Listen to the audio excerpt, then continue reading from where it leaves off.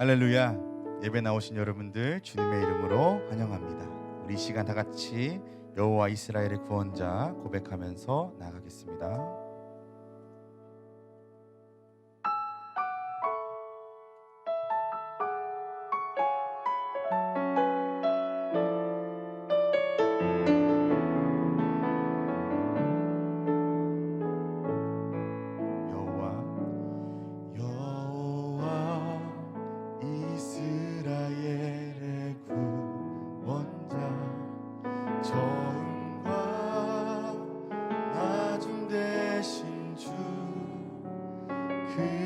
그가 널 지명하여 부르사 주의 종 삼아주셨네.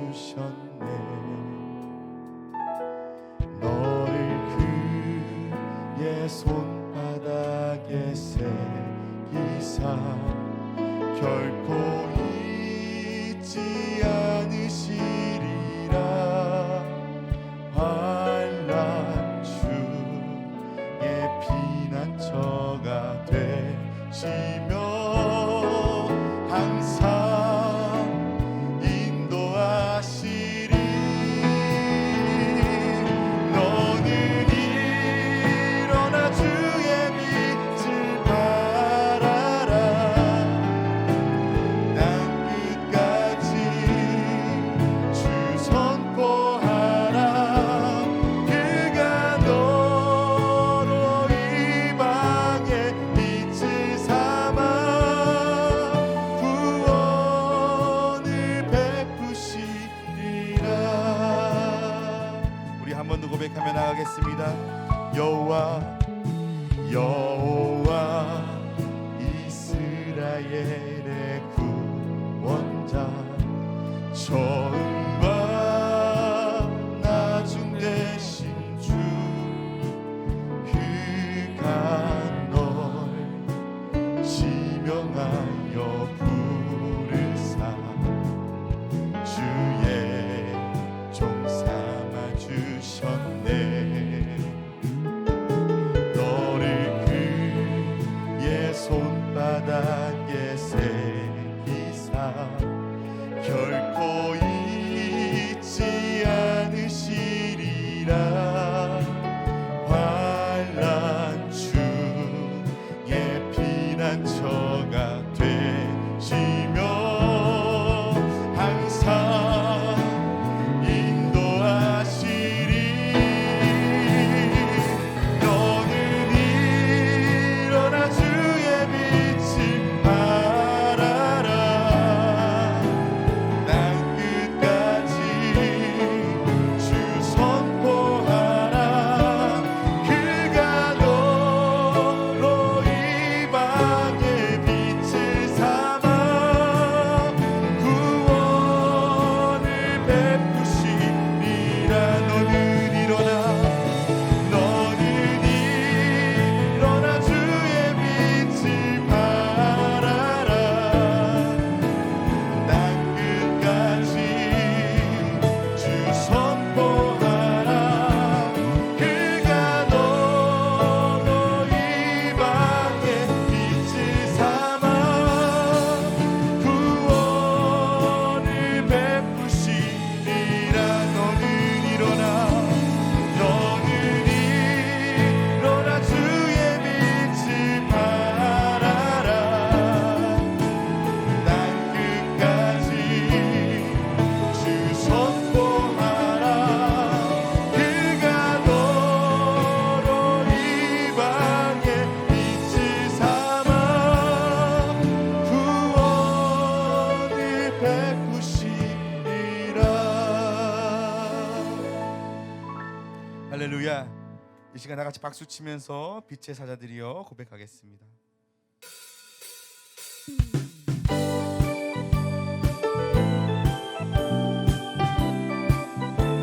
빛의 사자들이여, 빛의 사자들이여 어서 가서 어둠을 물리치고 주의 진리 모르는 백성에게 복음의 빛 비춰라.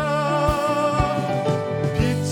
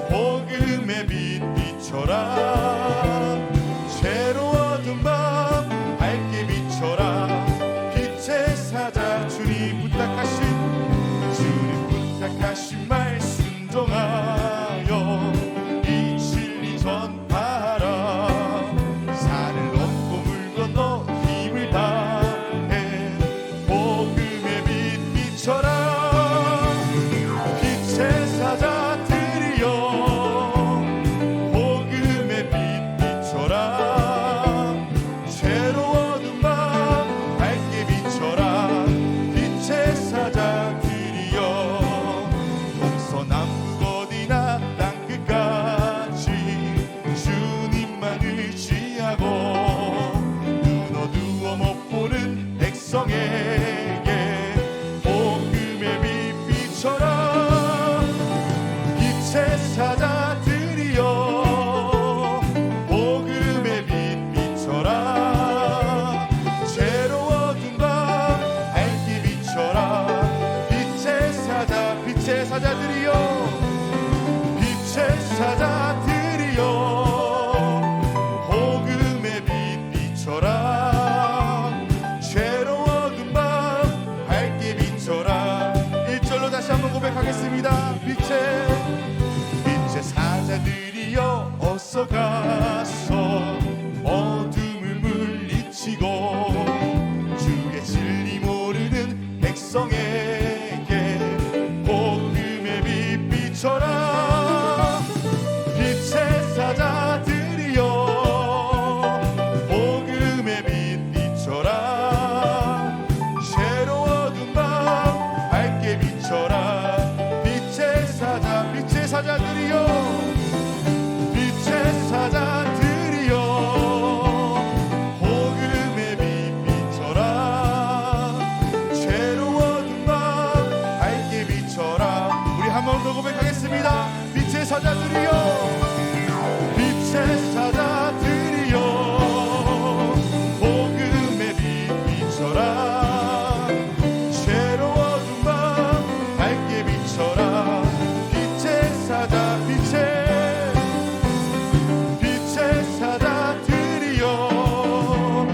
복음의 빛 비춰라. 죄로워둔 밤 밝게 비춰라. 빛의 사자들이여. 사도신경하심으로 신앙 고백하시겠습니다. 전능하사 천지를 만드신 하나님 아버지를 내가 믿사오며 그 외아들 우리 주 예수 그리스도를 믿사오니 이는 성령으로 잉태하사 동정녀 마리아에게 나시고 본디오 빌라도에게 고난을 받으사 십자가에 못 박혀 죽으시고 장사한 지 사흘 만에 죽은 자 가운데서 다시 살아나시며 하늘에 오르사 전능하신 하나님 우편에 앉아 계시다가 저리로서 산자와 죽은 자를 심판하러 오시리라. 성령을 믿사오며 거룩한 공회와 성도가 서로 교통하는 것과 죄를 사하여 주시는 것과 몸이 다시 사는 것과 영원히 사는 것을 믿사옵나이다. 아멘. 우리 시간 한 번 더 박수 치면서 변찮는 주님의 사랑과 찬양하시겠습니다.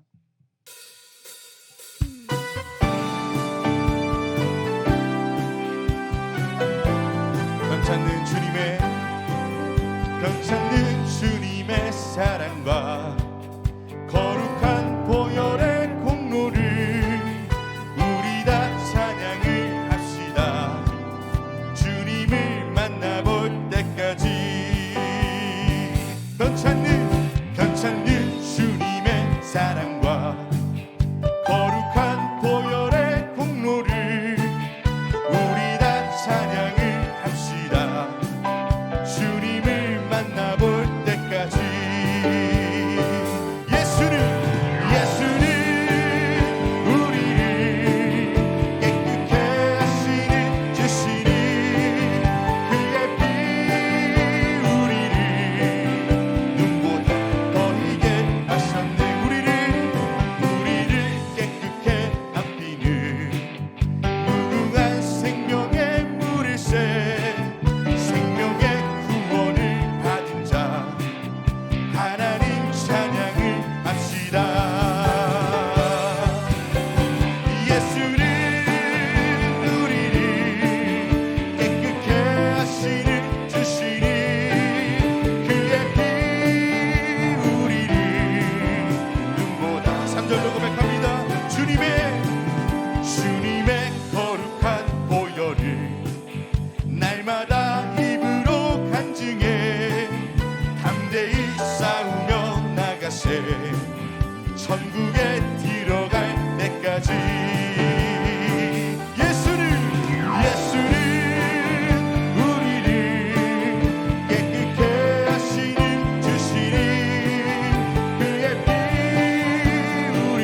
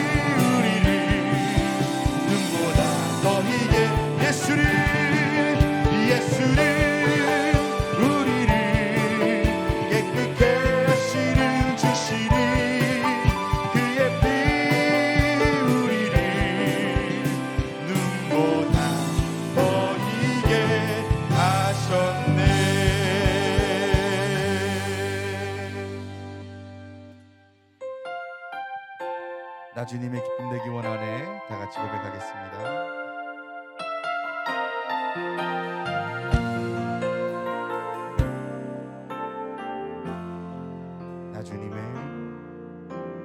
나 주님의 기쁨 되기 원하네. 내 마음을 새롭게 하소서. 새 부대가 되게 하여 주사.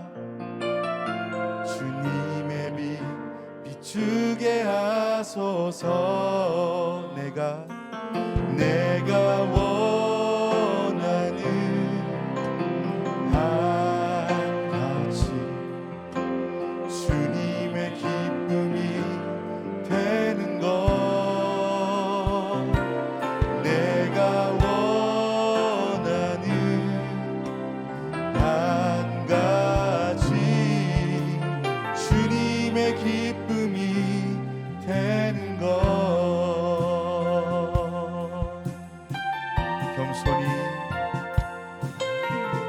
겸손히 내 마음 드립니다. 나의 모든 것 받으소서. 나의 맘 깨끗게 씻어주사. 주의 길로 행하게 하소서.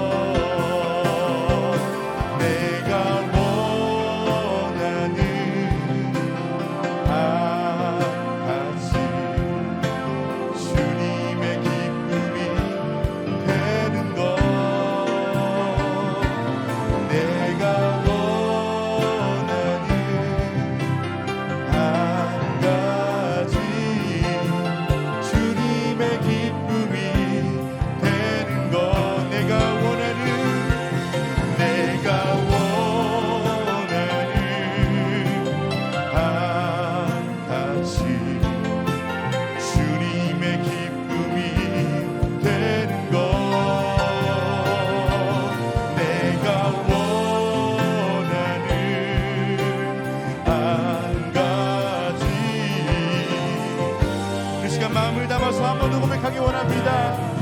내가 원하는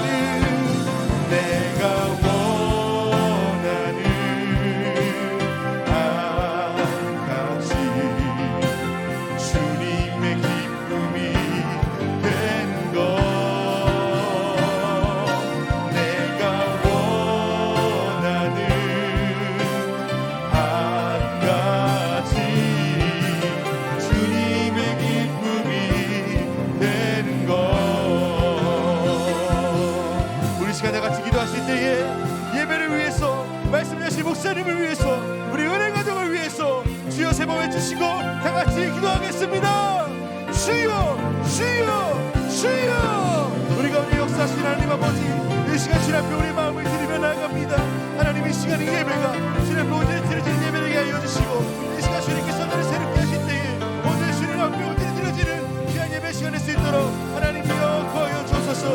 우리가 우리 역사하실 주님의 말씀을 선포할 때에 그 말씀을 따라 살아갈 수 있게 하여 주시고, 그 말씀을 따라 선언할 때에 삶에서 열매를 맺을 수 있도록 하나님이 우리 삶 가운데 역사하여 주셔서 주님의 은혜로 성령의 충만함으로 나아갈 수 있도록 하나님이여 이끌어 주옵소서. 주님 앞에 온전히 나기 원하오니 아버지의 빛이 되게 하시고, 주님의 자녀로서 아버지의 믿음을 감당할 수 있도록 하나님께서 역사하시고 이끌어 주옵소서. 예수 그리스도의 이름으로 기도합니다. 아멘. 사랑의 아버지 하나님, 지난 여름의 무더위 속에서도 우리 한 사람 한 사람을 지켜 보살펴 주셨다가 가을의 문턱에선 9월 첫 주일을 맞이하여 하나님께 경배와 찬양을 드리게 하여 주시니 감사를 드리옵나이다. 하나님, 우리가 어느 곳 어느 처소에 있든지 이 시간이 살아 역사하시는 주님을 만나는 시간이요, 성령의 기름이 발라지는 시간이요, 공허한 우리의 심령이 말씀으로 채워지는 귀하고 복된 시간이 될 수 있도록 주님 인도하여 주시옵소서.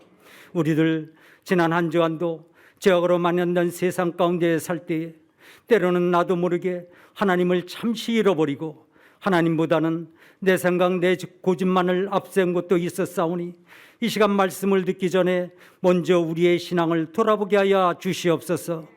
감추인 것이 드러나지 아니할 것이 없고 숨겨진 것이 알려지지 않을 것이 없다고 말씀하셨사온데 그동안 굽어져 있던 우리의 심령이 있다고 하면 올바로 펴지게 하여 주시고 마음속에 근심과 분노와 좌절로 맺혀진 것이 있다고 하면 이 시간 십자가의 볼로 풀어주셔서 귀한 말씀을 담을 수 있는 정결한 그릇들이 다 되게 하여 주시옵소서. 하나님, 세상은 온통 코로나로 인하여 심히 불안해하며 오랜 기간 동안 마스크를 벗지 못하고 모이도 어려운 가운데 모두가 고통 속에 생활하고 있습니다. 그러나 하나님을 아버지로 섬기는 우리들 조금도 흔들리지 아니하고 강하고 담대함으로 이 어려움을 잘 극복할 수 있도록 인도하여 주시옵소서. 좋으신 하나님은 우리를 고와 같이 버려두지 아니하시고 흉악의 결박을 반드시 풀어주실 줄로 믿습니다.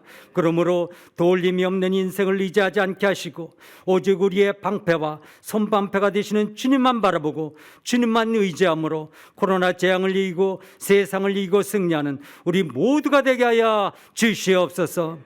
사랑의 아버지 하나님, 우리 은혜교회는 하나님께서 친히 세워주신 교회인 줄로 믿습니다. 그러므로 이전보다 더 큰 은혜가 넘치는 교회 되게 하시고 소외된 자, 상심한 자, 낙심한 자의 참된 피난처가 되게 하여 주셔서 땅끝까지 큰 빛을 발하는 우리 교회가 되도록 하나님 도와주시옵소서. 이 시간 미국 선교 여행길에 있는 담임 목사님과 사모님, 성령께서 함께 동행하여 주셔서 계획된 모든 일정을 아름답게 잘 마치고 안전한 가운데 건강한 모습으로 귀국할 수 있도록 하나님 도와주시옵소서. 이 시간 이단의 김동훈 목사님을 말씀의 사자로 세우셨으니 감사합니다. 목사님 입술을 통해 주시는 하나님의 말씀을 듣는 중에 우리의 마음문이 열려지길 원합니다. 영의 귀가 활짝 열려지게 하여 주셔서 하나님의 세미한 음성을 듣게 하시고 한 주간도 주신 말씀만 부여잡고 어두운 세상 빛을 바라며 나아가는 우리들이 다 되게 하여 주시옵소서. 우리들 문제 놓고 하나님을 바라보는 것도 있습니다. 우리 주님의 팔은 능력이 있고 주님의 손은 강한 손인 줄로 믿으며 답답한 문제들을 주님 앞에 다 내려놓사오니 해결하여 주시옵소서. 이 시간 예배를 수용되는 모든 손길을 하나님 기억하여 주시고 그레이스 찬양대의 찬양을 하나님 흔여망하시고 홀로 영광받아 주시옵소서. 이 모든 말씀을 우리 주 예수님 이름으로 기도드리옵나이다. 아멘.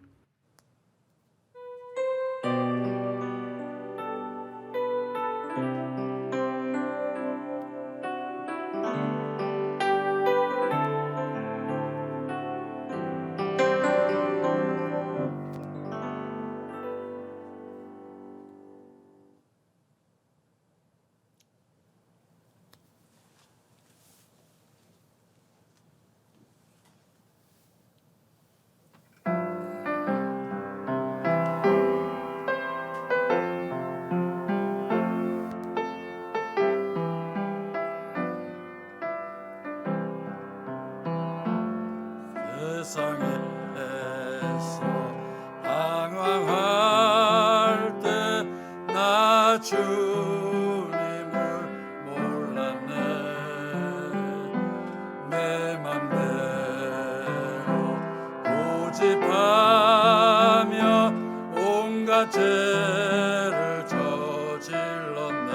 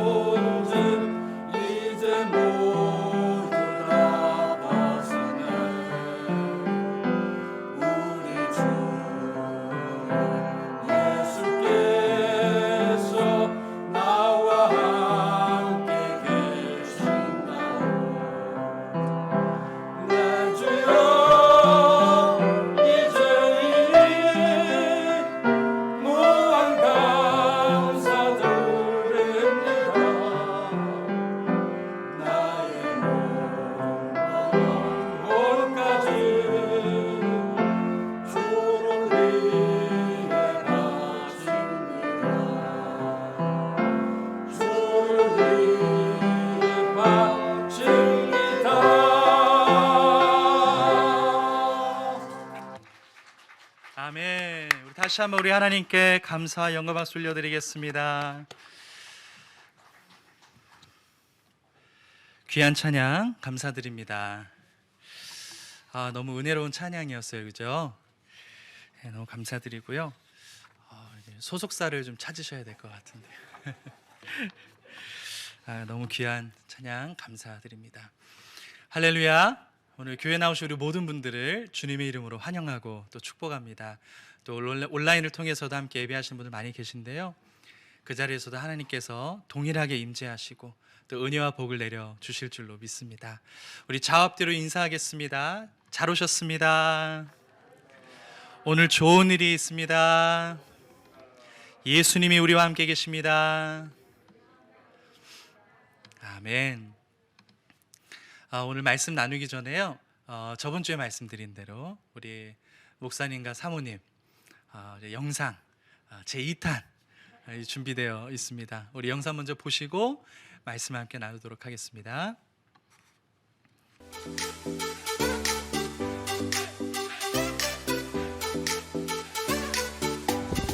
할렐루야. 성도 여러분 안녕하십니까? 저는 지금 하와이 호놀룰루 와 있습니다. 이 하와이는 1900년부터 한국 사탕수수 이민자들이 와서 굉장히 고생한 지역입니다. 그렇게 고생하면서 대한민국 독립을 위해서 국민적응을 되어준 구석 깊은 곳입니다.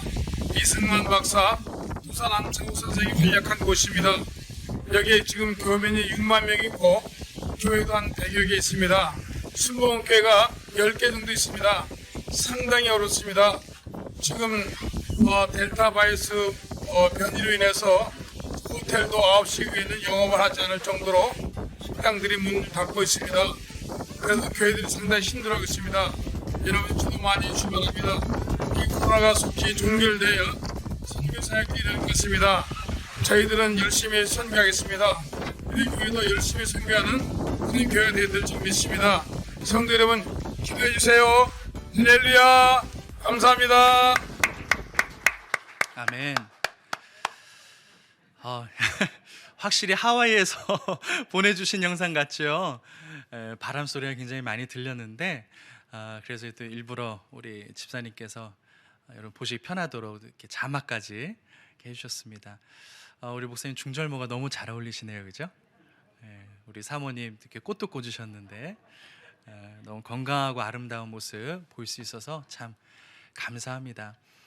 코로나 때문에 제일 많이 타격을 받은 것 중에 하나가 선교지인 것 같아요.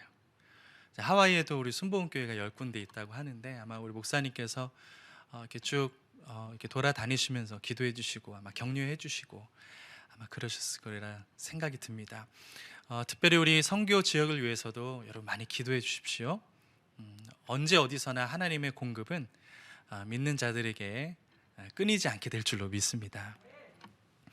하나님께서 오늘 우리에게 주시는 말씀입니다. 마태복음 5장 13절에서 16절까지의 말씀입니다. 마태복음 5장 13절에서 16절까지의 말씀 우리 다 함께 봉독하겠습니다. 너희는 세상의 소금이니 소금이 만일 그 맛을 잃으면 무엇으로 짜게 하리요? 후에는 아무 쓸데없어 다만 밖에 버려져 사람에게 밟힐 뿐이니라. 너희는 세상의 빛이라. 산 위에 있는 동네가 숨겨지지 못할 것이요, 사람이 등불을 켜서 말 아래에 두지 아니하고 등경 위에 두나니 이러므로 집안 모든 사람에게 빛이 느니라. 이같이 너희 빛이 사람 앞에 비치게 하여 그들로 너희 착한 행실을 보고 하늘에 계신 너희 아버지께 영광을 돌리게 하라. 아멘. 우리 함께 봉독한 말씀으로 너희는 세상의 빛이라 라는 제목의 말씀을 여러분과 함께 나누겠습니다. 우리 저번 주에는 예수님께서 너희는 세상의 소금이다 이렇게 말씀하셨죠. 오늘은 오늘 본문을 통해서 너희는 세상의 빛이라 라고 말씀을 하고 계셔요. 여러분, 빛이 하는 일은 한 가지죠. 빛을 내는 것입니다. 빛을 발하는 것이죠. 빛이 있는 곳에는 어두움이 사라지게 되어 있습니다. 근데 오늘 예수님께서 말씀하신 빛은 어떤 빛을 이야기하시는 걸까요? 이렇게 물리적인, 자연적인 의미로서의 빛은 아닐 거예요. 우리가 오늘 예배 다 끝나고 후레쉬 들고 어두운 곳을 비추러 나가자 이런 뜻이 아닙니다. 우리가 세상의 빛이다 라고 말씀하실 때는 그건 영적인 의미로서의 빛을 이야기하시는 것이겠죠. 그러니까 영적 어두움이 이 세상에 가득하지 않습니까? 그 어둠에 비출 수 있는 영적인 빛, 너희들은 그러한 의미로서 세상의 빛이다 이렇게 말씀을 하고 계십니다. 이 주님의 말씀의 이 의미를 우리가 조금 더 깊이 한번 생각해 보기 위해서요, 우리 구약의 한 이야기를 잠시 예로 들고 싶습니다. 여러분 잘 아시는 이야기인데, 여러분 애굽에 10가지 재앙이 있었잖아요, 그죠? 근데 그 중에 9번째 재앙이 뭐였냐면 흑암의 재앙이었습니다. 말씀에 따르면 애굽 온 땅에 3일 동안 아주 깜깜한 흑암이 내렸다. 그래서 사람들이 서로 볼 수도 없고 돌아다닐 수도 없었다, 이렇게 얘기를 합니다. 만약에 어떤 학자들이 이런 거를 개기일식 현상으로 해석을 하는 분들도 있더라고요. 근데 저는 그렇게 생각을 하진 않아요. 왜냐하면 개기일식이나 이런 자연적인 현상으로서의 어두움이었다면 여러분 애굽 사람들의 가정에도 다 등불이 있을 것 아니겠습니까? 그러면 가서 켜면 되거든요. 더듬어서 찾아서 불을 붙이면 되잖아요. 근데 3일 동안 사람들이 서로 볼 수도 없고 더듬을 수밖에 없고 너무 공포와 불안이 심해서 심지어는 밖에 나오지도 못하고 돌아다니지도 못할 정도의 어두움이었다, 이렇게 말씀하거든요. 이거는 영적인 의미로서의 어떤 심판의 의미로서의 어두움입니다. 그러니까 다시 말하면 등불 같은 그런 물리적인 빛을 가지고 물리칠 수 있는 어둠이 아니었다는 거예요. 자, 그러나 이스라엘 백성들이 살고 있는 곳에는 조금 달랐습니다. 출애굽기 10장 21절 이하에 보니까 이런 말씀이 있었어요. 야훼께서 모세에게 이르시되 하늘을 향하여 내 손을 내밀어 애굽 땅 위에 흑암이 있게 하라. 곧 더듬을 만한 흑암이리라. 굉장히 어두운 흑암이다, 이렇게 말씀하시고 계십니다. 모세가 하늘을 향하여 손을 내밀매 캄캄한 흑암이 3일 동안 애굽 온 땅에 있어서, 여기서 캄캄한 흑암이라고 하죠. 캄캄하고 흑암, 그러니까 어두운 게 3번 나온 겁니다. 엄청나게 어두운 영적인 어두움이죠. 이 3일 동안 애굽 온 땅에 있어서 그 동안은 사람들이 서로 볼 수 없으며 자기 처소에서 일어나는 자가 없으되. 자, 근데 뭐라 말씀하시냐면 온 이스라엘 자손들이 거주하는 곳에는 뭐가 있었다고요? 빛이 있었더라. 여러분 한번 상상해 보세요. 이스라엘 자손들이 거주하는 곳에는 빛이 있었다고 합니다. 이스라엘 백성들이요, 고센 땅에 살고 있었습니다. 이 고센 땅은 애굽 안에 있는 땅입니다. 근데 오늘 분명 말씀에 애굽 온 땅에 캄캄한 흑암이 있었다고 그랬어요. 그러니까 분명 이 고센 땅에도 포함이 되는 것입니다. 자, 그런데 여기에는 빛이 있었어요. 애굽 사람들이 등불에 불을 켜서 물리칠 수 없는 그 어둠을 물리치는 특별한 빛이 있었다는 겁니다. 그러니까 이 빛은 역시 자연적인 빛이 아니에요. 이건 물리적인 빛이 아닙니다. 이거는 하나님께서 허락하신 아주 특별한 영적인 빛, 영적인 어두움을 물리칠 수 있는 하나님이 주신 빛입니다. 이 빛이 이스라엘 자손들에게 있었다라는 것입니다.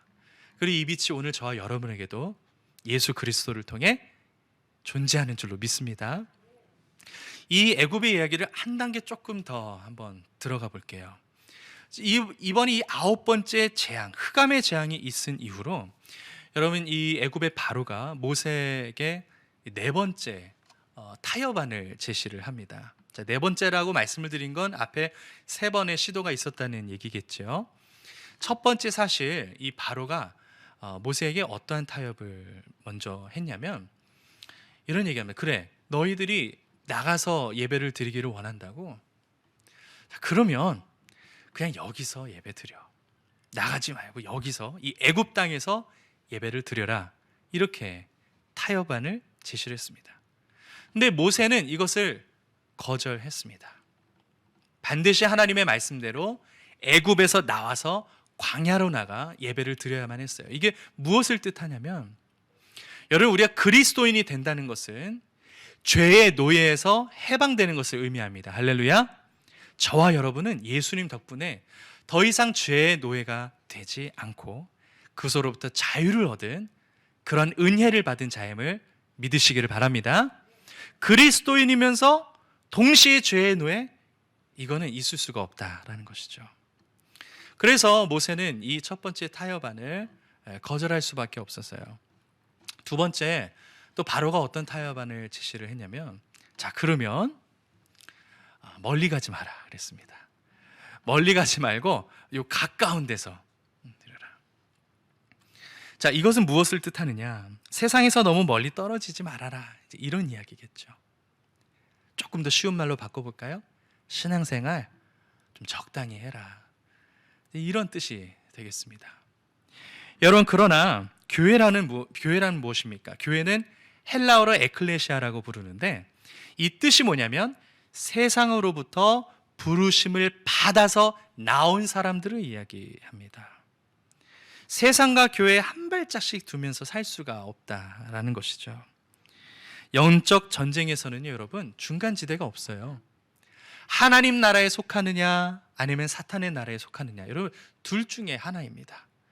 내 발을 한쪽씩 양쪽에 담글 수가 없다라는 것이죠. 그러므로 적당한 신앙생활, 여러분, 이런 건 없습니다. 근데 여러분 아세요? 세상에서 이거 엄청 요구해요. 믿지 않은 가족들이 여러분들이 요구하는 거잖아요. 이거 좀 적당히 해. 근데 우리가 그리스도인으로서 적절한 말과 행동, 지혜로운 말과 행동은 필요합니다. 그런 차원에서는 지혜가 필요하지만, 그러나 그 신앙의 본질에 있어서는요, 적당한 신앙생활이란 없습니다. 주일날은 그리스도인이었다가 월요일날은 세상으로 출근하는, 이런 게 있을 수가 없다라는 것이죠. 자, 그 다음 세 번째, 이 모세에게 어떠한 타협안이 제시가 되었느냐? 오케이, 그러면 이제 어른만 나가라. 아이들, 여자들, 가축은 다 남겨둬라. 너희만 나가라. 자, 이거는 우리가 어떻게 해석을 할 수 있냐면, 여러분, 기독교 신앙이라는 것은요, 나만 믿으면 돼, 이런 거 존재하지 않습니다. 지옥을 향해 가는 영혼들을 보고 마음이 아무렇지도 않은 그리스도인은 이 세상에 존재하지 않습니다. 진짜 그리스도인이라면요, 내가 구원받는 것도 정말 중요하고, 내가 사랑하는 이들이 구원받는 것도 너무너무 중요합니다. 아직 하나님을 모르고 예수님을 모르는 그런 영혼들을 볼 때 하나님 아버지의 마음을 느끼는 사람들이 그리스도인들입니다.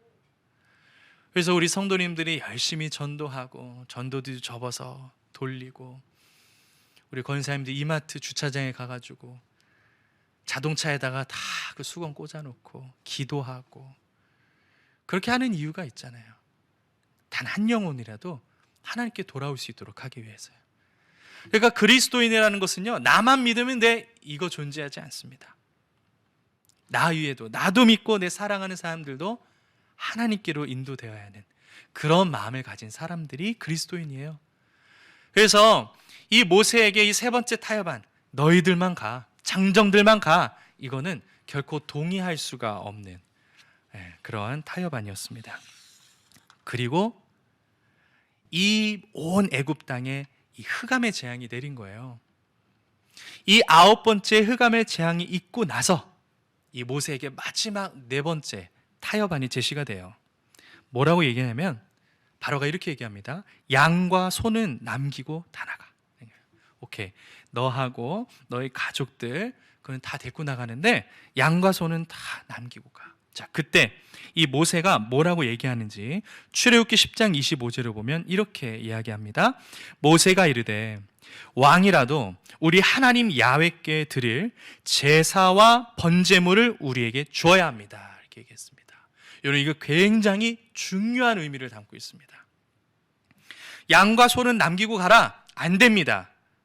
이걸 가지고 우리 먹고 살아야 됩니다가 아니라 뭐라고 얘기하냐면 이 양과 소를 가져가야 하는 이유는 하나님께 드릴 제사와 번제물이 필요하기 때문에 그렇습니다. 이거는 지금 우리의 현대어로 만약에 바꾼다면 어떻게 바꿀 수 있을까요? 여러분, 이 하나님께 예배를 드리는 것, 번제물이 없으면 불가능합니다. 예배의 핵심은 번제물이에요. 그것을 통해 우리의 죄를 용서받는 것이거든요. 우리의 모든 죄가 이 번제물에 전가되고 이것이 다 태워져서 온전히 하나님이 이게 다 흠양하실 때 우리의 죄가 사라지게 되고 용서받는 것이거든요. 우리의 기독교, 우리의 신앙의 핵심에는 이 용서라는 게 있어요. 죄의 용서. 그래서 이 양과 소는 필수적이에요. 예배를 드릴 때. 기독교의 신앙의 핵심은 뭐냐? 예수 그리스도의 십자가인 줄로 믿습니다. 여러분, 우리가 왜 예수님을 믿는가? 예수님께서 우리의 죄를 위한 희생제물이 되셨기 때문에, 그래서 우리가 예수님을 믿는 건 아니겠습니까? 여러분, 침례 요한이 예수님을 보자마자 뭐라고 얘기했습니까? 보라, 세상 죄를 지고 가는 어린 양이다. 그렇게 얘기를 했습니다. 우리 예수님을 믿는 이유, 우리 기독교에서 예수님을 뺄 수 없는 이유, 결코 이 번제물을 놓고 갈 수가 없는 이유, 예수님의 십자가 덕분에 우리가 하나님과 화목하게 되고 우리의 모든 죄가 용서가 받았기 때문입니다. 여러분, 근데 세상은 이걸 몰라요. 우리 그냥 무슨 뭐 성경책 같은 경전 하나 들고 그냥 하나님을 그냥 좋아하는 사람들이 모여서 예배드리는 줄 아는데 그게 아닙니다. 우리가 교회에 모이는 이유, 우리를 구원하시기 위해서 아들 예수 그리스도를 보내주시고 우리 대신 십자가에 못 박으신 그 사랑, 그 구원 때문에 우리가 교회에 나오는 건 아니겠습니까? 물론 사실은 우리가 교회를 첫 들어왔을 때는 여러분 뭐 이유는 다양할 수 있습니다. 질병 때문에 오신 분도 있고 사업의 실패로 오신 분도 있고 여러 가지 인생의 문제로 말미암아 교회에 첫 발을 들이게 되지만, 우리가 하나님의 부르심을 받아서 성령의 도우심을 통해 말씀이 깨달아지고 그리스도의 복음이 들어오면서 우리는 깨닫게 됩니다. 이 기독교의 핵심이라는 거 예수 그리스도의 십자가구나. 이 십자가를 통해서 우리가 구원을 받았구나. 우리가 하나님의 자녀가 되었구나. 그리고 이러한 놀라운 사랑과 구원은 기독교 밖에서는 존재하지 않는구나.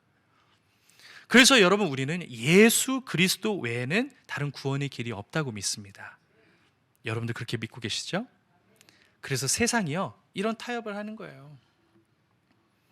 번제물은 놓고 가, 양과 소는 놓고 가.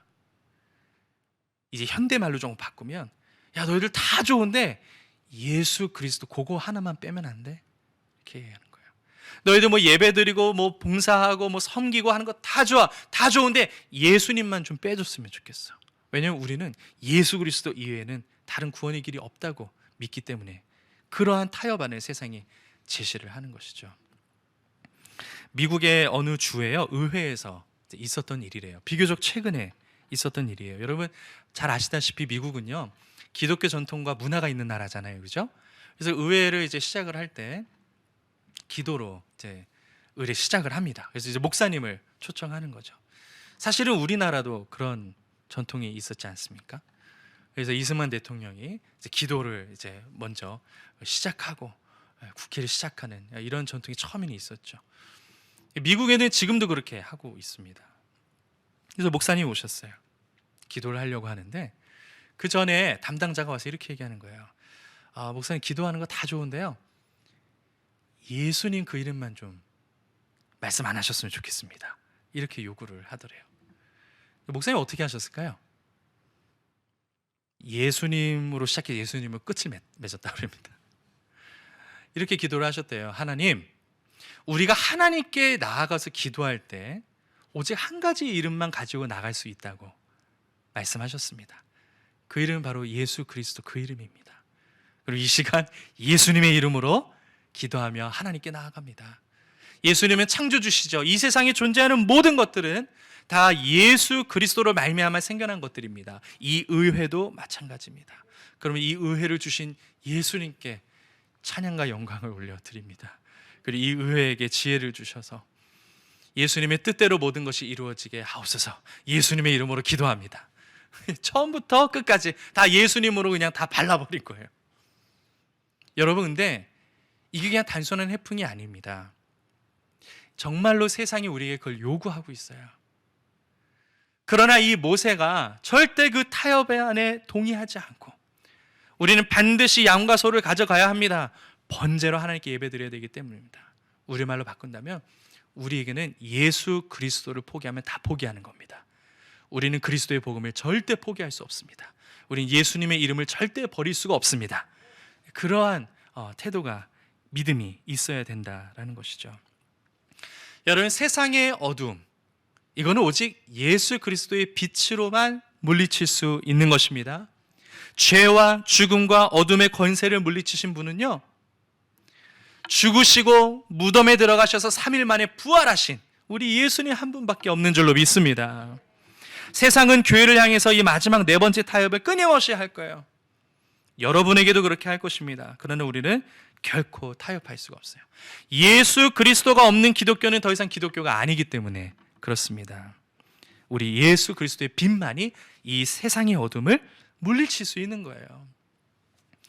예수님은 이 땅에 계셨을 때요, 자기 자신을 향해서 나는 뭐다 이렇게 요한복음에 7번 얘기를 하셨는데, 뭐 나는 양의 문이다, 나는 생명의 떡이다, 이렇게 쭉 7가지를 얘기하셨는데 그 중에 나는 세상의 빛이다 라고 말씀하셨어요. 자, 근데 요한복음 9장 5절 말씀에 이렇게 얘기하셨어요.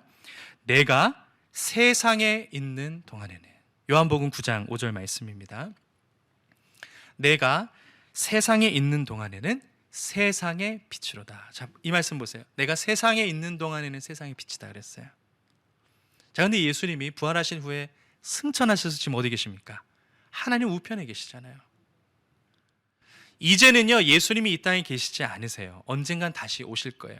근데 그때까지는요, 우리가 세상의 빛이에요.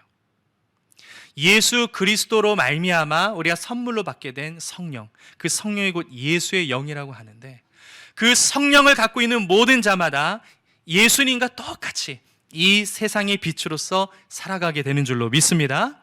그러한 의미에서 저와 여러분에게 예수님이 말씀하시는 거예요. 너희는 세상의 빛이다. 이거 되게 위대한 일 아닙니까? 예수님과 어떻게 보면 똑같은 직함을 갖고 있는 거예요. 예수님도 이 땅에 계셨을 때 세상의 빛이라고 불리셨는데, 그 놀라운 직함, 그 의무, 그 특권을 우리에게도 허락하신 겁니다. 저와 여러분들이 세상의 빛이십니다. 예수님이 그렇게 말씀하셨어요. 우리 좌우 앞뒤로 한번 인사하며 축복할까요? 당신은 세상의 빛이십니다.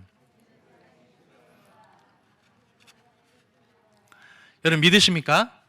혹시 이 말씀을 딱 듣고 뭐 그렇다고 하긴 하는데 난 좀 어두운 것 같은데 뭐 이렇게 혹시 생각하시는 분 계십니까? 그런 생각이 있다면 얼른 잘라내 버리세요. 이게 예수님의 말씀이거든요. 제 이야기가 아닙니다. 여러분, 제 이야기는 안 믿어도 돼요.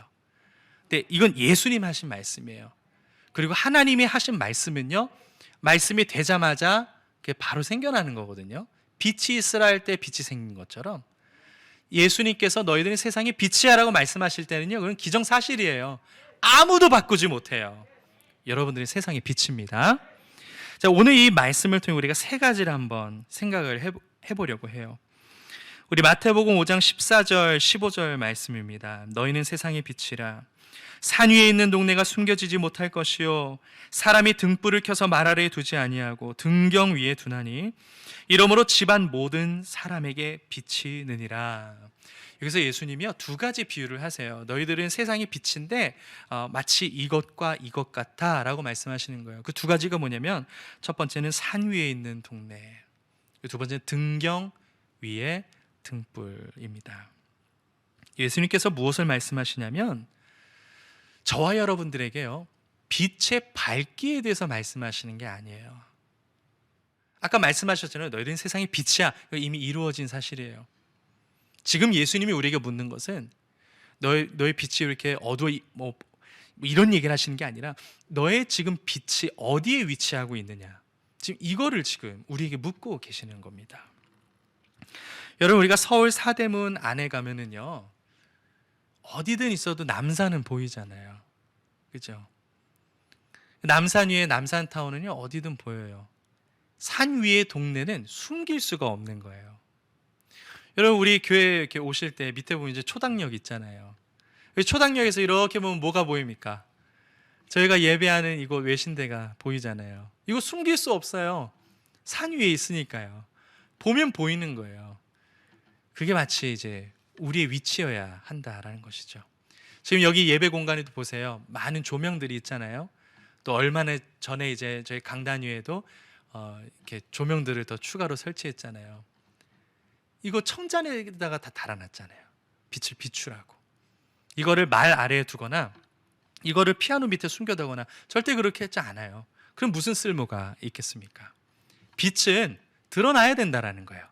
드러나는 위치에 있어야 한다. 예수님이 그렇게 말씀을 하고 계시는 것입니다. 그래서 여러분들은요, 절대로 비밀 요원이 아닙니다.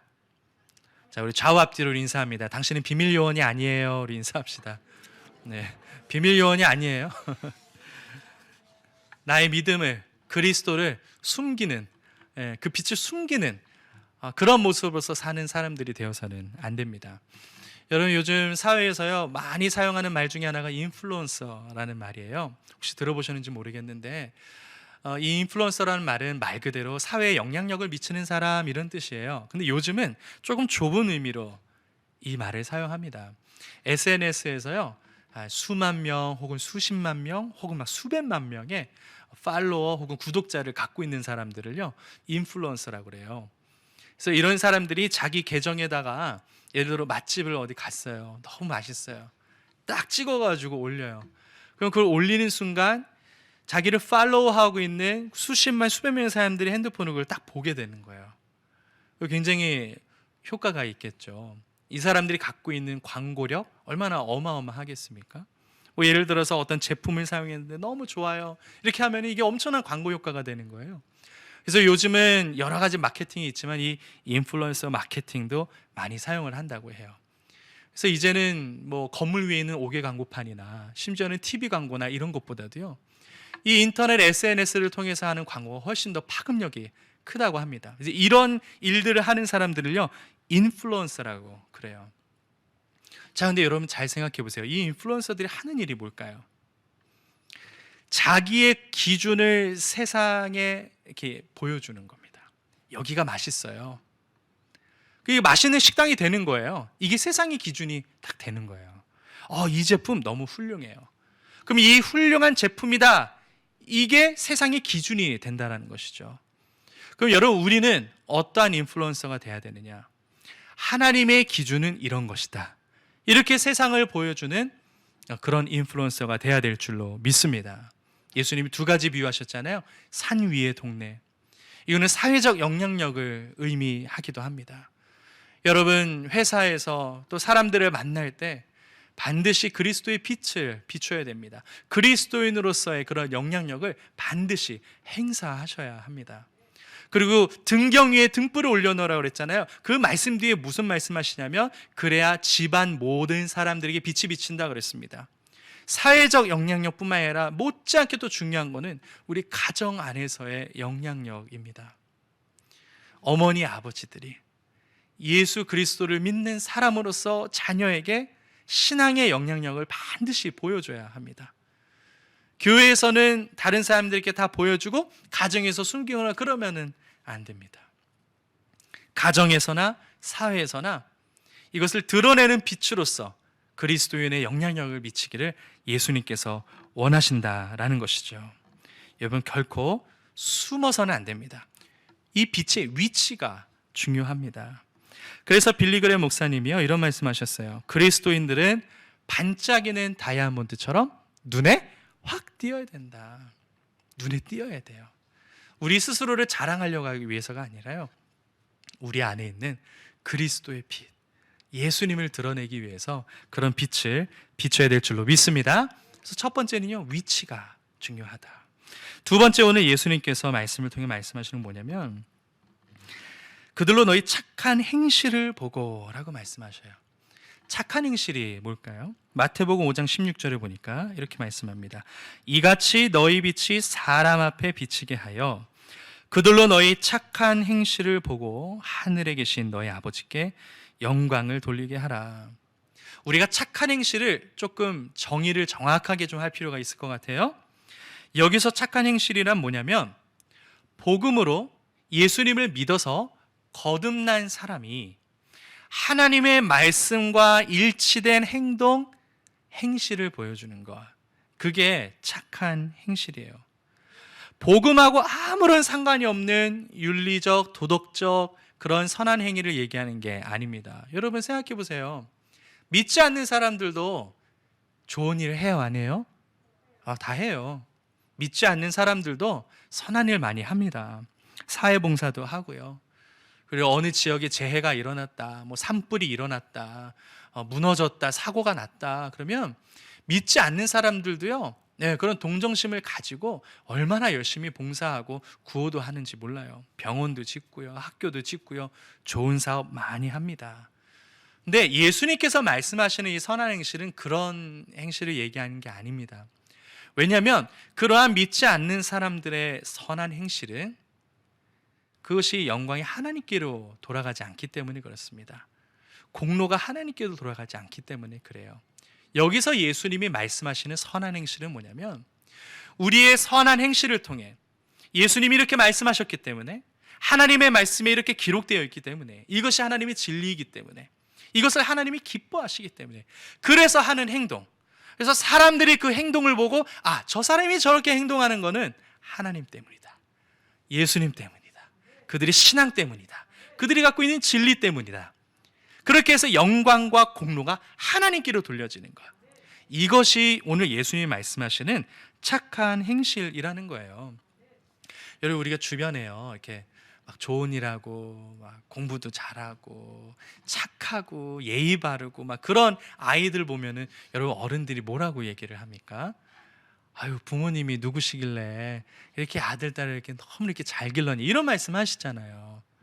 자 보세요, 잘한 거는 그 아이지만 그 아이가 그렇게 된 뒤에는 부모님이 계시다 이런 생각 때문에 그런 말 하는 건 아니겠어요?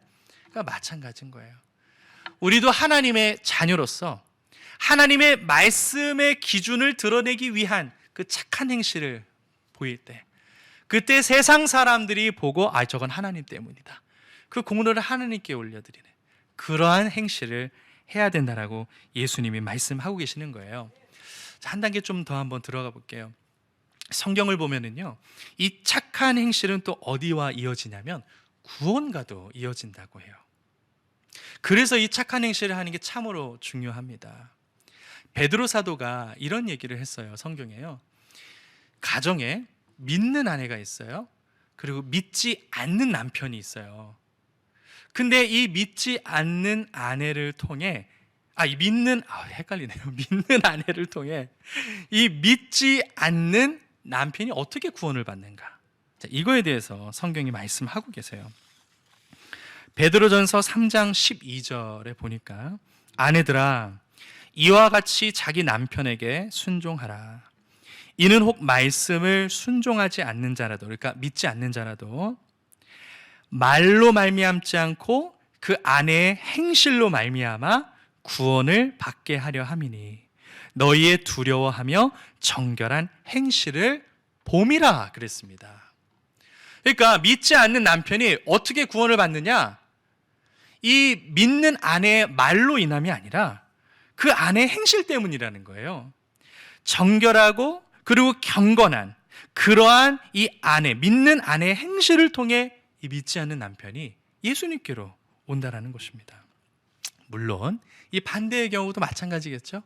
또 어떤 가정은 남편이 믿고 또 아내가 믿지 않는 경우도 있잖아요. 물론 그러한 경우에도 당연히 적용이 되는 말씀입니다. 혹시나 오늘 이 아까 말씀드렸던 이 말씀에 보니까 아내들이 남편에게 순종하라고 성경이 써져 있네.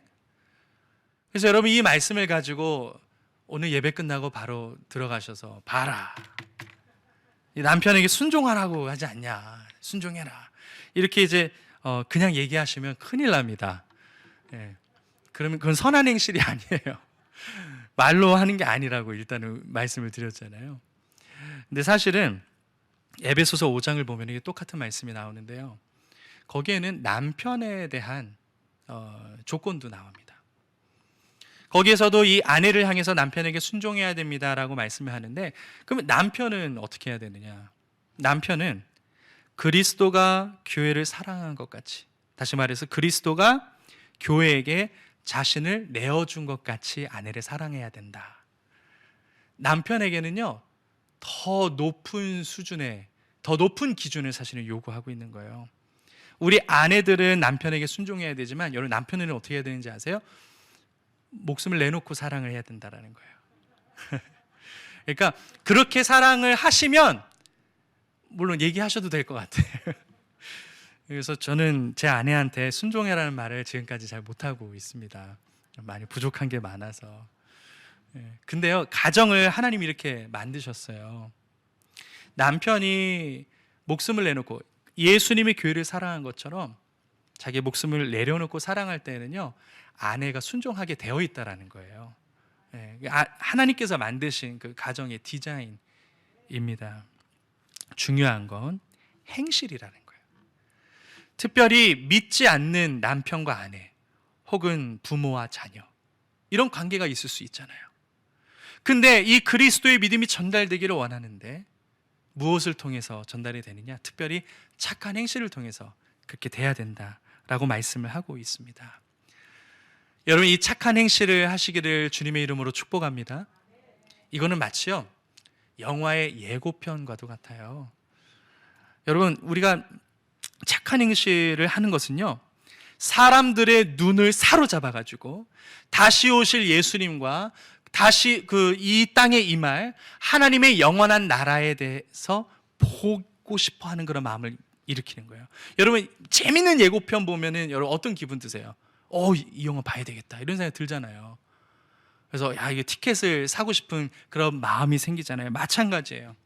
우리가 하나님 나라의 멋진 예고편, 착한 행실로 가득한 그러한 예고편으로 살아가면 우리를 보고요, 다시 오실 예수님에 대해서 궁금하게 하고 또 이 땅에 임하게 될 영원한 하나님의 나라에 대해서 궁금해진단 말이에요.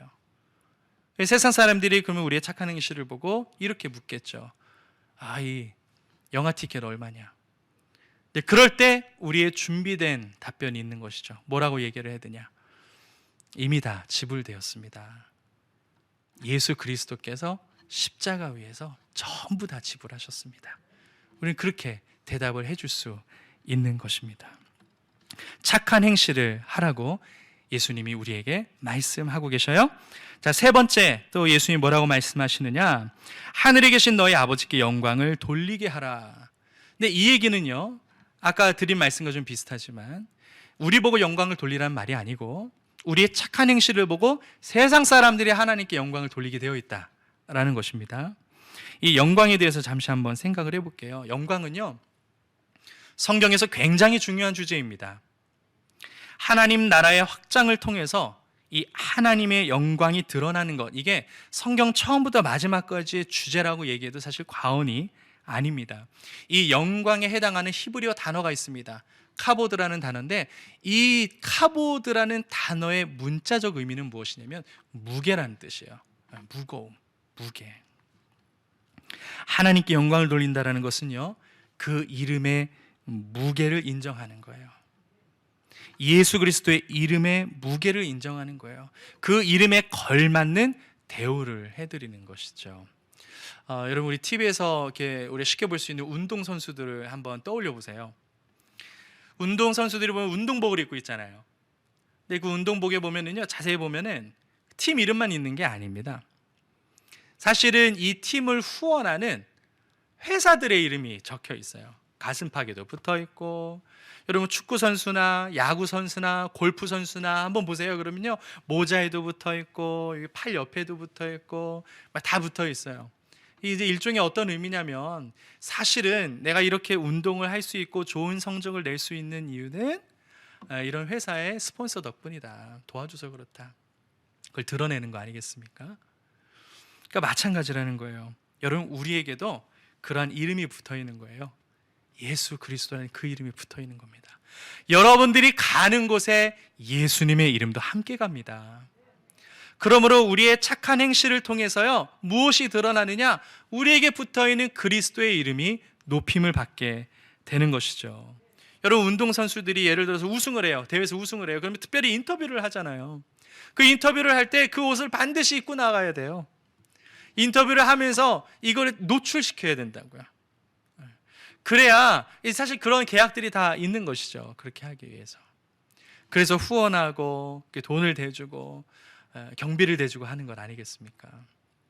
마찬가지로 저 여러분도요, 하늘나라의 광고 회사입니다. 저와 여러분들이 그리스도라는 그 거룩한 이름이 붙어 있어요. 우리가 착한 행실을 하면 이 이름이 드러나게 되어 있습니다. 그래서 숨지 말라는 거예요. 그래서 비밀 요원이 되어서는 안 된다는 것입니다. 등경 위에 있는 등불, 산 위에 있는 동네처럼 빛을 반드시 발해야 한다라는 것입니다. 산 위의 동네도 높은 곳이고 등경 위에도 높은 곳이죠. 저는 이 비유를 통해서 또 한 가지 여러분과 나누고 싶은 말씀이 있어요. 하나님께서 주시는 탁월함을 받으시기를 축복합니다. 여러분, 다니엘 보세요. 다니엘은요, 바벨론이라는 나라에서 거의 70년을 살았어요. 포로의 입장에서요. 나라 다 빼앗기고요.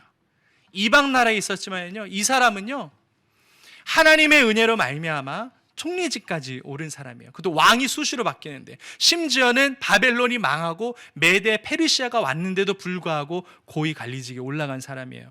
근데 다니엘서 6장 3절에 보면은 이 다니엘에게 민첩한 마음이 있었다고 얘기를 하는데, 이거는요, 그대로 문자적으로 이것을 번역하면 그에겐 뛰어난 영이 있었다, 이렇게 말씀하고 계세요. 여러분, 어느 분야에 뛰어나잖아요? 그러면 그 사람이 예수님이 얘기 막 해도요, 뭐라 할 사람 한 명도 없어요. 그렇지 않아요, 그죠? 우리가 있는 곳에서요, 탁월함을 보여주면요, 우리가 있는 곳에서 뛰어남을 보여주면요, 우리가 예수님 얘기해도요, 아무도 막지 못해요. 저는 여러분의 삶 가운데 하나님이 주시는 탁월함이 임하시기를 축복합니다. 여러분들이 하시는 일에 하나님의 형통이 임해서, 그래서 뛰어남이 임해서, 탁월함이 임해서, 그래서 여러분들이 입술을 열어서 그리스도의 복음을 전파할 때 아무도 얘기하지 못하는 그런 은혜가 있으시기를 주의 이름으로 축복합니다. 여러분, 우리 이전 세대에 우리 부모님도 얼마나 열심히 기도하셨습니까? 자녀들을 위해서. 그래서 진짜 우리 자녀분들이 참 많이 잘 되시기도 했어요. 그 기도의 응답으로 인해서. 근데 그렇게 해서 탁월함을 갖게 되고, 그래서 등경 위에 올라가고, 그래서 산 위에 동네에 올라갔는데, 그거보다 더 중요한 게 있다는 거예요. 왜 거기 올라갔냐 이거죠. 그리스도의 빛을 비추기 위해서 올라간 겁니다. 그렇게 탁월한 위치를 얻고 나서 예수 그리스도에 대한 복음을 드러내고 그 빛을 드러낼 때요, 세상이 그거를 보고, 아, 그렇구나, 하나님 살아계시구나, 아, 그 뒤에 하나님이 스폰서해줘서 저렇게 된 것이었구나. 이러한 은혜가 저 여러분에게 있으시기를 주님의 이름으로 간절히 축복합니다. 말씀을 마무리할게요. 여러분, 이 어둠의 이 시대가 점점 더 심해지고 있습니다. 성경이 그렇게 얘기하거든요. 선한 것을 악하다고 얘기하고 악한 것을 선하다고 얘기하는 거 하나님이 정말 미워하신다고. 근데 그게 이제 어두움의 특징이거든요. 우리 사회와 이 세상을 보면 점점 그런 세상으로 바뀌고 있습니다.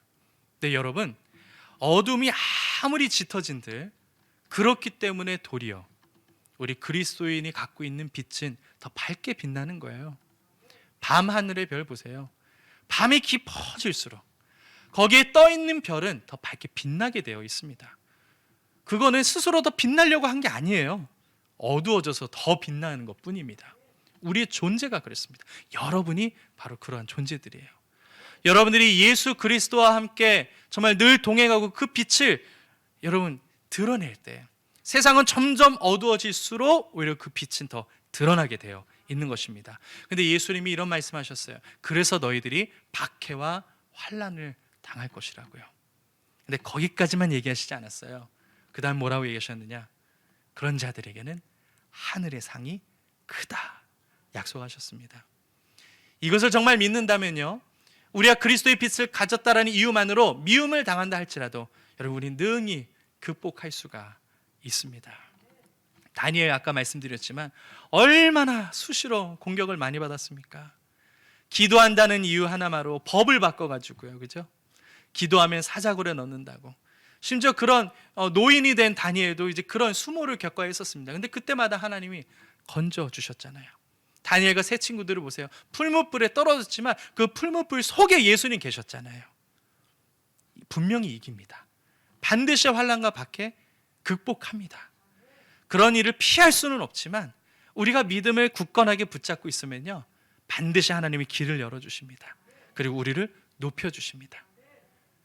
여러분, 저와 여러분 예수님 말씀하신 대로 세상의 빛이에요.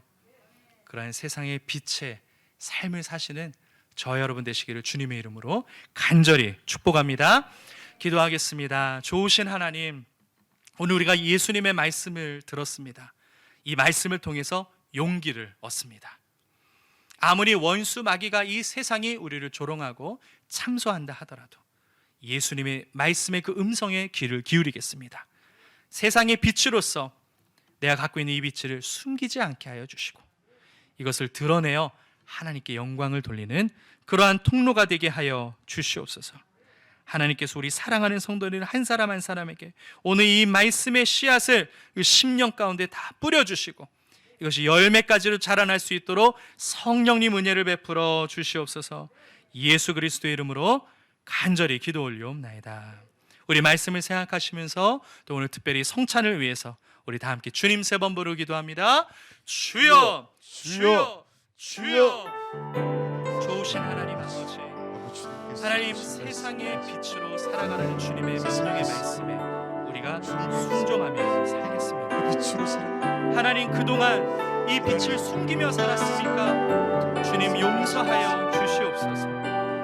이제는 이 빛을 발 아래 두지 아니하고 등경 위에 두겠습니다. 산 위의 동네가 숨겨지지 못하듯이 하나님 이 빛을 숨기지 아니하고 착한 행실로 세상에서 드러내는 우리 모두가 되게 하여 주시옵소서. 하나님 아버지여, 특별히 오늘 또 성찬을 우리가 하기를 원합니다. 비록 코로나로 인하여서 이곳에서는 우리가 이 성찬을 먹고 마시지 못하지만 이 성찬 위에 하나님께서 축복하여 주시고 믿음으로 먹고 마실 때 하나님이 주시는 예비하신 은혜와 치료와 축복과 기적이 우리에게 임하게 하여 주시옵소서.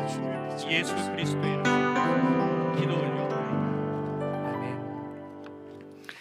내가 너희에게 전한 것은 주께 받은 것이니 곧 주 예수께서 잡히시던 밤에 떡을 가지사 축사하시고 떼어 이르시되 이것은 너희를 위하는 내 몸이니 이것을 행하여 나를 기념하라 하시고 식후에 또한 그와 같이 잔을 가지시고 이르시되 이 잔은 내 피로 세운 새 언약이니 이것을 행하여 마실 때마다 나를 기념하라 하셨으니 너희가 이 떡을 먹으며 이 잔을 마실 때마다 주의 죽으심을 그가 오실 때까지 전하는 것이니라.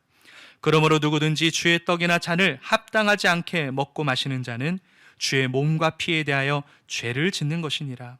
사람이 자기를 살피고 그 후에야 이 떡을 먹고 이 잔을 마실지니 주의 몸을 분별하지 못하고 먹고 마시는 자는 자기의 죄를 먹고 마시는 것이니라. 기도하겠습니다. 하나님 아버지, 예수 그리스도의 몸과 또한 피를 상징하는 이 떡과 잔을 들고 이 시간 기도합니다. 하나님, 먼저 자기 자신을 살피라고 하셨지요. 우리의 모든 죄와 허물을 이 시간 예수님의 보혈로 씻어주시고 용서하여 주시옵소서.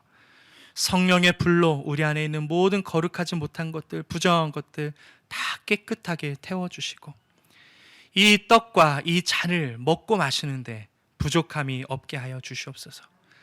이 떡을 바라보면서 예수님의 몸을 생각합니다.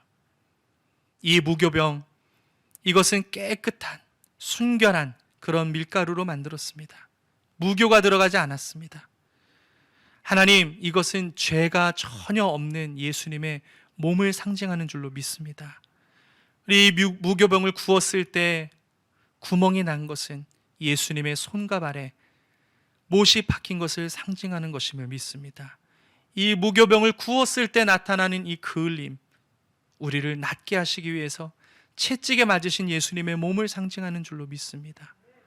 그리고 완전히 수분 없는 이 무교병, 우리를 위해서 물과 피를 전부 다 쏟아내신 그 예수님의 몸을 상징하는 줄로 믿습니다. 주님, 참으로 감사합니다. 주님께서 우리에게 흘려주신 그 피가 언약의 피라고 하셨죠. 이 잔을 마실 때 예수님께서 우리 안에 거하신다고 하셨습니다. 그러면 오늘 하나님 이 예배를 마치고 댁에 돌아가셔서 우리 사랑하는 성도님들이 이 성찬을 기도하며 이것을 떼고 먹고 마실 때 이러한 예수님의 십자가의 놀라운 사랑이 회복이 되게 하여 주시옵시고, 예수님의 생명으로 인하여서 하나님 연약한 육체에는 강건함을 주시옵시고, 불안과 슬픔과 고통과 이러한 것으로 아버지 하나님 어두워져 있는 마음 밝혀주시옵시고, 여러 가지 인생의 문제, 가정의 문제, 자녀의 문제 어떠한 것이라도 주께서 역사하여 주셔서 하나님 문제 해결하는 놀라운 은혜가 나타나게 하여 주시옵소서. 성찬을 믿음으로 먹고 마실 때 놀라운 기적이 나타날 줄로 믿습니다. 영혼육에 강건한 은혜와 회복을 더하여 주시옵소서. 주님 감사드리며 예수 그리스도의 이름으로 기도 올리옵나이다. 여러분, 받으신 성찬은 이제 집에 가지고 가셔서 여러분 기도하시고 경건한 마음으로 드시기를 바랍니다. 여러분, 문제가 있으신 분 가슴에 손을 얹으시고 아픈 곳이 있으면 믿음으로 그 아픈 곳에 손을 올리시기 바랍니다. 하나님 아버지, 이 시간 예수 그리스도의 이름으로 기도합니다. 우리 사랑하는 성도님들 가슴에 손을 얹었습니다. 저는 알지 못하지만 하나님께서 그 모든 상황을 자세히 모든 것을 다 알고 계심을 믿습니다.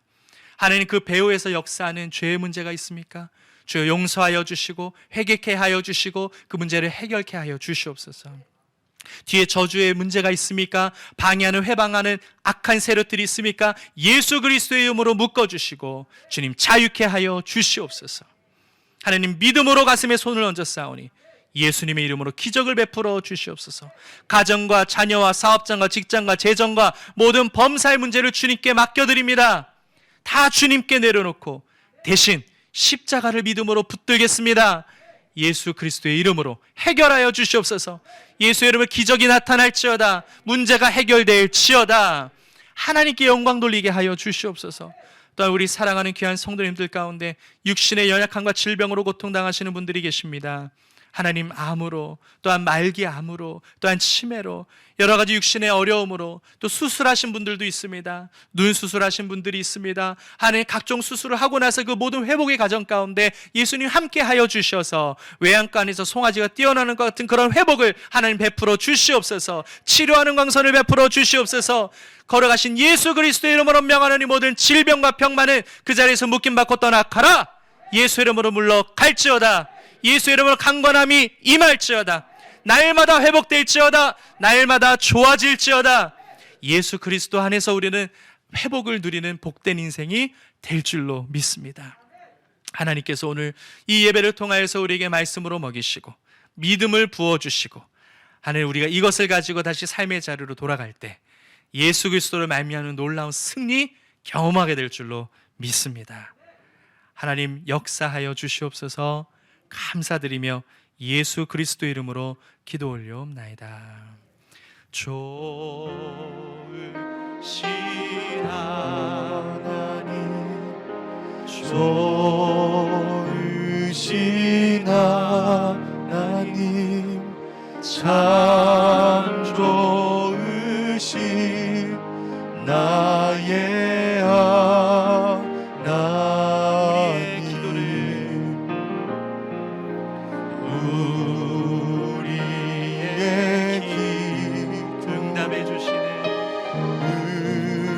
응답해 주시는 참 좋으신 나의 하나님.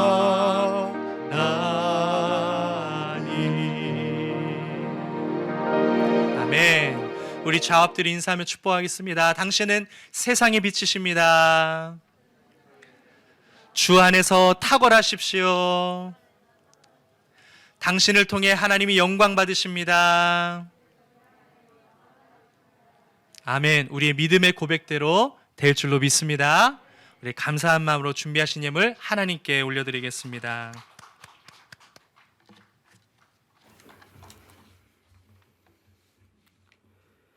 우리를 사랑하사 독생자 예수님을 통해 우리 죄를 대속하시고 구원하여 주신 아버지 하나님, 아버지의 은혜에 감사하며 우리 모든 은혜교회 성도들이 거룩한 성일을 맞아 이 자리에 또 각 가정과 처소에서 함께 예배하게 하여 주심을 감사드립니다. 오늘 아버지께서 사랑하시는 김동훈 총무 목사님을 통해서 예수 이름을 증거하기를 주저하지 않고 세상과 가정에 빛과 구원이 되며 하나님께 영광 돌리는 성도가 되자는 말씀 주셨습니다. 말씀에 감사하여 모든 성도들 각자의 정성을 담아 예물 드리오니 흠양하여 주시기를 원하오며 모든 말씀 우리 주 예수 그리스도 이름으로 기도드립니다. 아멘.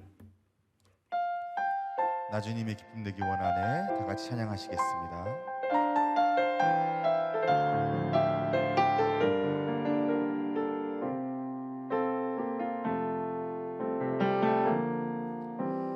나 주님의 기쁨 되기 원하네.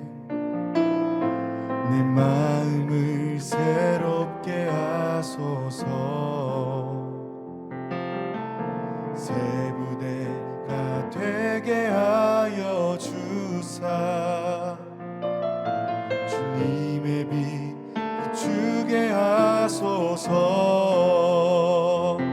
내가 원하는 한 가지 주님의 기쁨이 되는 것. 내가 원하는 한 가지 주님의 기쁨이 되는 것. 내가 원하는 한 가지 주님의 기쁨이 되는 것. 내가 원하는 한 가지 주님의 기쁨이 되는 것. 아멘. 주님의 기쁨이 되시는 저 여러분 될 줄로 믿습니다. 우리 광고 말씀 드리겠습니다. 우리 수도권 거리두기 4단계가 한 달 연장이 되었죠. 10월 3일까지입니다. 그때까지 우리 현행대로 공예배를 진행을 하도록 하겠습니다. 이번 달에 소강당에 공사가 진행될 예정입니다. 그래서 공사가 진행된 동안에는 저희가 예배를 드릴 수가 없기 때문에 대신에 6층 식당에서 예배 드리실 수 있도록 공간을 재정비했습니다. 그래서 소강당에서 드리시게 된다면 우리 봉사자들의 안내를 받으셔서 예배를 드리시면 되겠습니다. 10월 3일까지는 교구버스를 운행하지가 않고요. 그러나 매주일 셔틀버스는 저희가 운행을 합니다. 그래서 우리 초당역과 우리 외신대 사이에 우리 장로님께서 수고해주고 계시는데요. 혹시 이용을 하실 분이 계시다면 주보를 참고하시고 우리 장로님 번호로 전화를 하셔서 이용을 해주시면 되겠습니다. 우리 담임 목사님, 우리 사모님 목요일날 저녁에 들어오세요. 그때까지 우리 성령님과 동행하시고 안전하고 건강하게 잘 계실 수 있도록 위해서 여러분 매일 기도해 주시기를 부탁드리겠습니다. 우리 이태근 TV와 그리고 이태근 목사와 함께하는 아침 묵상, 여러분 우리 온라인 사역 이제 시작을 했는데 하나님께서 지혜를 주셔서 더욱 발전하고 또 좋은 콘텐츠를 잘 발굴할 수 있도록 여러분 기도 많이 부탁드리겠습니다. 우리 담임 목사님께서 말씀하신 대로요, 우리 성도님들 각 가정마다 세대마다 한 개씩 우리 추석 선물을 드리려고 합니다. 제가 주문은 넣어놨는데 배송은 다음 주부터 시작이 된다고 그래요. 그래서 혹시 우리 목사님의 이름으로 뭔가 선물이 도착하거든 여러분 놀라지 마시고 감사히 받으시고 기도하시고 더 많이 베풀고 하나님의 축복을 누리는 교회가 될 수 있도록 여러분 기도 많이 해주시기를 부탁드리겠습니다. 기도하겠습니다. 하나님 아버지, 우리 사랑하는 성도님들 마음의 감사와 그리고 믿음 담아서 우리 11조와 또 감사헌금과 성교헌금과 여러 각종 예물을 주님 앞에 드리셨습니다. 그 손길마다 하나님께서 기억해 주사 하늘에 속한 신령한 복과 이 땅의 기름진 것으로 주님 갚아 주시옵소서. 좋은 것으로 하나님 채워 주시옵소서. 우리 하나님과 이웃을 더욱 풍성히 섬길 수 있는 능한 손길들이 다 되게 하여 주시옵소서. 이 예물이 하나님 나라를 위해서 귀하게 쓰임 받게 하여 주시옵소서. 감사드리며 예수 그리스도의 이름으로 기도 올려옵나이다. 아멘.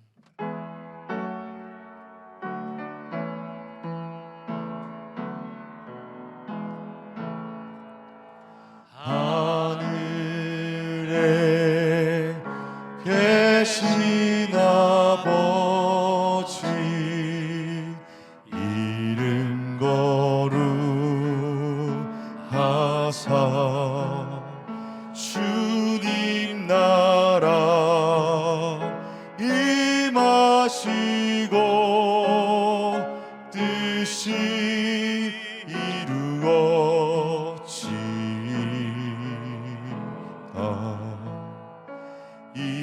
일용할 양식 주시고 우리들의 큰 죄 다 용서하옵시고 또 시험에 들게 마시고 악에서 구원하소서. 대개 주의 나라 주의 권세 주의 영광 영원히